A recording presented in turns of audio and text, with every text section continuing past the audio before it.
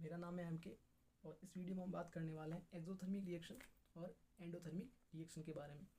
ये जो है क्लास जो 10th है उसका चैप्टर नंबर 1 है और जो काफ़ी सरल टॉपिक है, तो हम शुरू करते हैं बिना किसी टाइम वेस्ट किए। जब भी कोई रिएक्शन होती है तो उसमें या तो हीट जो है या फिर एनर्जी जो है एब्जॉर्ब होती है या फिर एनर्जी जो है रिलीज होती है। उसके हिसाब से जिस किसी भी अभिक्रिया में एनर्जी रिलीज या एब्जॉर्ब होती है उसके बेसिस पे हमने रिएक्शन को दो पार्ट में डिवाइड किया है।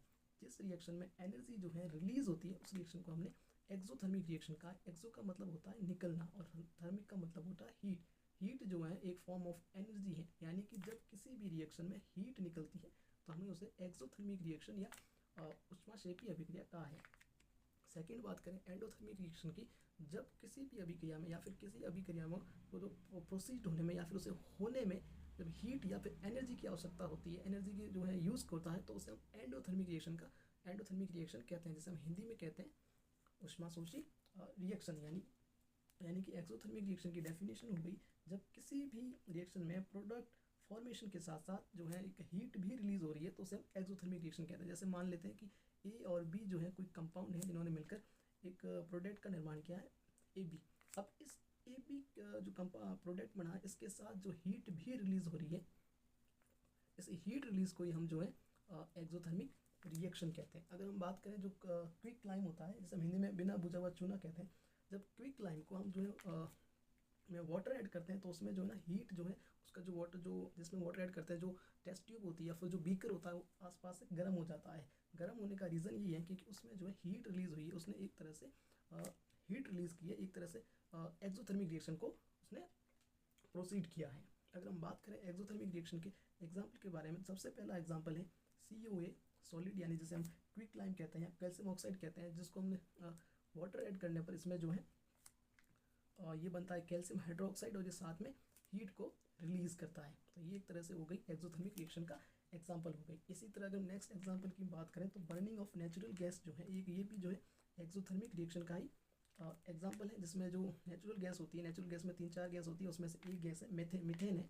जिससे मीथेन गैस का जो बर्निंग होता है या फिर जिसे हम हिंदी में कहते हैं दहन होता है, तब CO2 गैस रिलीज होती है, उसके साथ जो है H2O रिलीज होता है और उसके साथ भी हीट भी रिलीज होती है, इसीलिए हम इसे एक्सोथर्मिक रिएक्शन का एग्जाम्पल कंसीडर करते हैं। और अगर हम बात करें थर्ड एग्जाम्पल की, जो काफ़ी इंपॉर्टेंट है, रेस्पायरेशन, यानी कि हम हिंदी में कहते हैं श्वसन। जैसे हमारे फूड है तो हमारे रेस्पायरेशन, जैसे हम हिंदी में श्वसन कहते हैं। अगर हम बात करें, जैसे हमने फूड लिया, मान लीजिए कि हमने फूड के रूप में जो है एक पोटैटो यानी कि आलू को लिया, उस आलू में जो है कार्बोहाइड्रेट है, और जो कार्बोहाइड्रेट है इस कार्बोहाइड्रेट का जो है ब्रेक डाउन होता है ग्लूकोज के अंदर। और जब ये ग्लूकोज जो है O2 के साथ रिएक्ट करता है, तो O2 के साथ रिएक्ट करने पर ये जो है CO2 में और H2O में टूट जाता है। टूटने के साथ भी ये भी एक हीट रिलीज करता है या फिर हम माने कि एनर्जी रिलीज करता है, जिस एनर्जी से हमारा शरीर जो है वर्क करता है या फिर अपने आप को मेंटेनेंस करता है। अगर हम चौथा एग्जाम्पल की अगर हम बात करें तो डीकम्पोजिशन ऑफ वेजिटेबल जो मैटर होते हैं, इनको कंपोस्ट जो होता है उनके डीकम्पोजिशन हो जाना, जो वेजिटेबल्स हैं उसको भी एक एक्सोथर्मिक रिएक्शन का एग्जाम्पल मान सकते हैं, या मान सकते नहीं होता है। Decomposition of vegetable matter into compost. तो हमने जो है एक्सोथर्मिक रिएक्शन के बारे में बात की और इसके एग्जाम्पल जो है हमने 4 जो NCERT में दे रखे हैं उनके बारे में हमने बात की। और नेक्स्ट बात करते हैं एंडोथर्मिक रिएक्शन के बारे में। जैसा कि मैंने पहले बताया कि एंडोथर्मिक जो रिएक्शन होती है जिसमें हीट रिलीज ना होकर हीट का जो है यूज़ होता है किसी भी अभिक्रिया को करने के लिए, या फिर हीट रिक्वायर्ड होती है, तो उसे में एंडोथर्मिक रिएक्शन कहते हैं। जैसे अगर हम बात करें कोई कंपाउंड है AB, इसको तोड़ने के लिए हमें एक हीट या एनर्जी की ज़रूरत है, इससे तोड़ने पर हमें कंपाउंड E और B मिलता है। तो इसमें इस रिएक्शन के अंदर हमें जो है हीट की ज़रूरत पड़ी है, ना कि हीट रिलीज़ नहीं हुई है, हम हीट को हमने यूज़ किया है। तो इसमें जो है इसको हमने क्या बोला, एंडोथर्मिक रिएक्शन का है। एंडोथर्मिक रिएक्शन के एग्जाम्पल की अगर हम बात करें तो सबसे पहला एग्जाम्पल आता है फोटोसिंथेसिस इन प्लांट, यानी कि पादपों में जो होता है प्रकाश संश्लेषण, जैसे हिंदी में कहते हैं, वो एक एंडोथर्मिक रिएक्शन का एग्जाम्पल है। ये एंडोथर्मिक रिएक्शन एग्जाम्पल कैसे है, फोटोसिंथेसिस के अंदर जो है प्लांट जो सेल होती है वो अपने सराउंडिंग में जो CO2 होता है और जो अपने पत्तियों के अंदर H2 होता है, उन दोनों को मिलाकर ये ग्लूकोज का फॉर्मेशन करती है। और ये जो है ग्लूकोज का फॉर्मेशन करती है, और इसमें जो हीट जो यूज़ होती है वो सनलाइट होती है। सनलाइट से हीट लेती है, उससे CO2 जो सराउंडिंग में होती है H2 से मिलकर ग्लूकोज का फॉर्मेशन करती है।